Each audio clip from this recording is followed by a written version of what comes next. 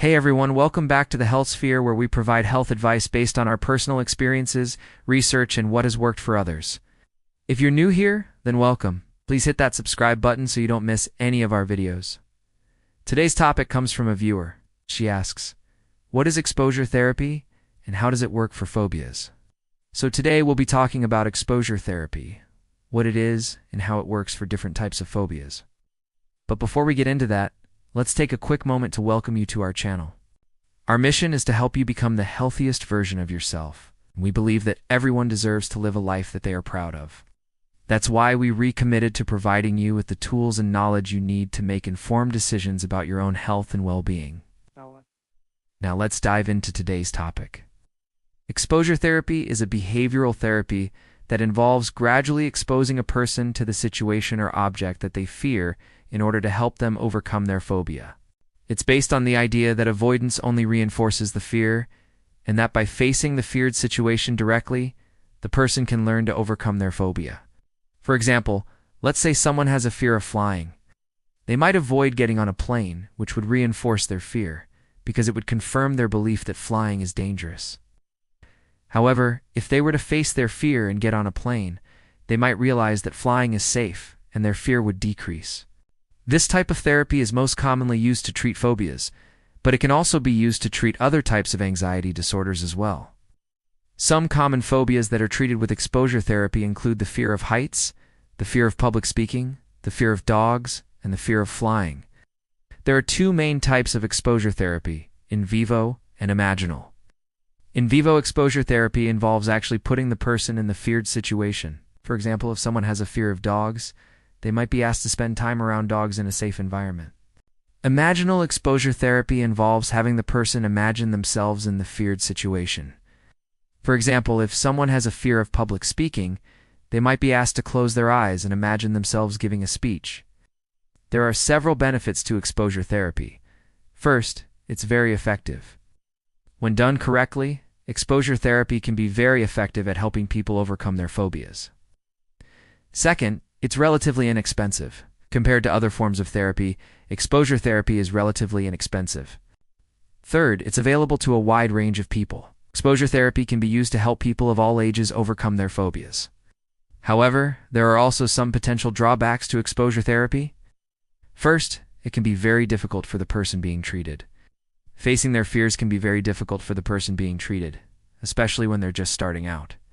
This is why it is important for the therapist to start with a situation that is not too stressful for the person and to gradually build up from there.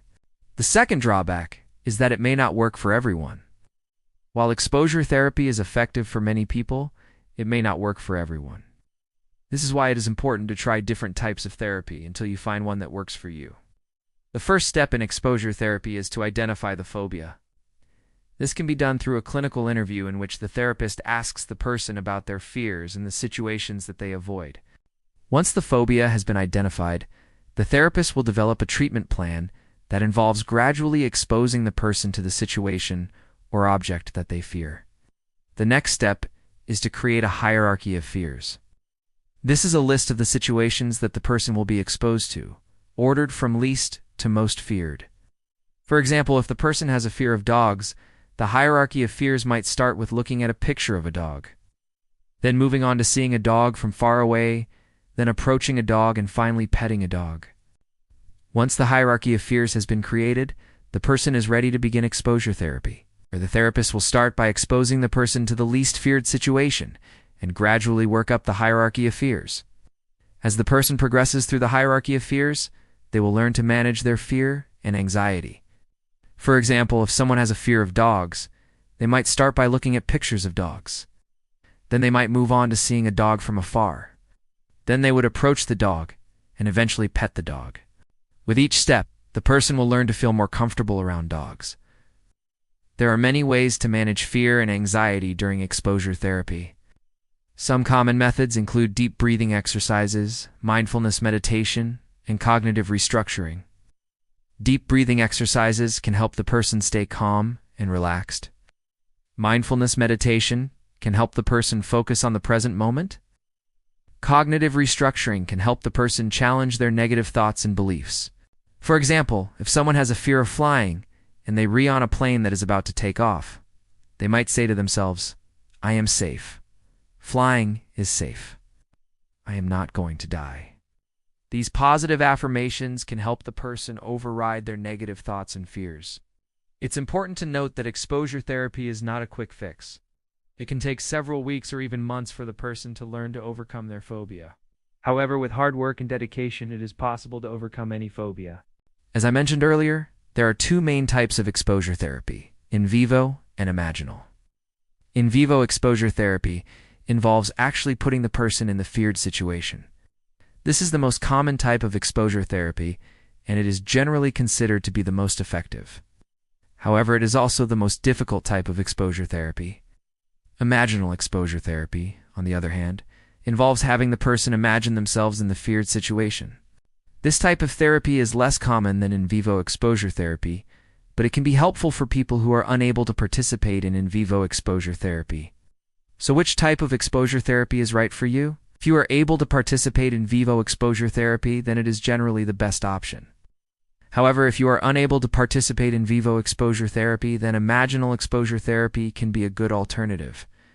Here are some tips for how to prepare for exposure therapy. First, it's important to find a qualified therapist. Not all therapists are trained in exposure therapy, so it's important to find one who is experienced in treating your particular phobia. Second, it's important to be honest with your therapist about your fears. The more honest you are, the better your therapist will be able to help you. Third, it's important to be patient with yourself. Exposure therapy takes time, and it's important to allow yourself time to learn to overcome your phobia. Now that you know more about exposure therapy, you may be wondering if it is right for you. Exposure therapy can be a very effective treatment for phobias, but it's not right for everyone. Here are some questions to ask yourself to help you decide if exposure therapy is right for you. Do you have a phobia that is causing you significant distress or impairment in your life? 2. Have you tried other treatments for your phobia, such as medication or self-help? 3. Are you willing to put in the time and effort required to participate in exposure therapy? 4. Do you have access to a qualified therapist who can provide exposure therapy? 5. Are you comfortable with the idea of facing your fears? If you answered yes to these questions, then exposure therapy may be a good option for you. To sum up, exposure therapy is a very effective treatment for phobias. By gradually exposing yourself to the situation or object that you fear, you can learn to overcome your phobia and live a life that you are proud of. Remember, you don't have to suffer from a phobia any longer. With the help of a qualified therapist, you can learn to overcome your phobia and live a life that you are proud of. Thank you for watching today's video. We'll hope that you have learned something new and that you will use this information to improve your own health and well-being. Please remember to like and subscribe so that you don't miss any of our future videos. My friends,